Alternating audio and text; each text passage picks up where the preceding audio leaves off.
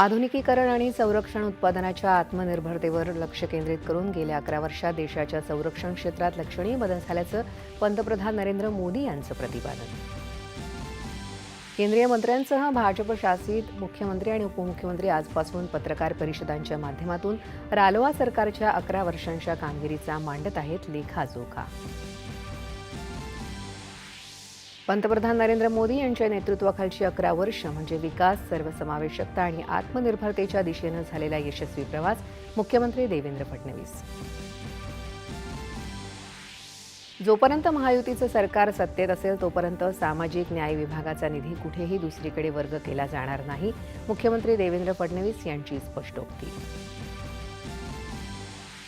राज्य मंत्रिमंडळाच्या बैठकीत महाराष्ट्र राज्य अनुसूचित जाती आयोगाला वैधानिक दर्जा.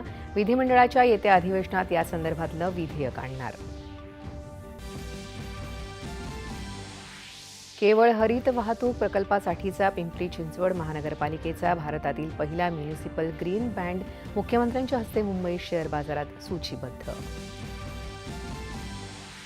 राज्य सरकार येत्या 1 ऑक्टोबरपासून प्रत्येक पायाभूत सुविधा विकास प्रकल्पांसाठी युनिक आयडी देणार. यासाठी इन्फ्रा आयडी पोर्टल कार्यान्वित. भारत आणि युरोपियन मुक्त व्यापार संघटना यांच्यातील ऐतिहासिक मुक्त व्यापार करार सप्टेंबरपर्यंत अंमलात येईल.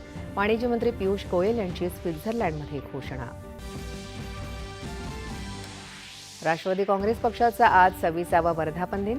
दोन्ही गटांकडून पुण्यात शक्ती प्रदर्शन. शरद पवार पक्षाचे जयंत पाटील यांचं प्रदेशाध्यक्षपदाच्या राजीनाम्याचं सूतोवाच.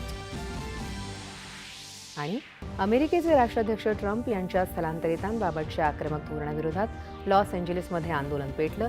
नॅशनल गार्ड सक्रिय केल्यानंतर तणाव अधिक वाढला.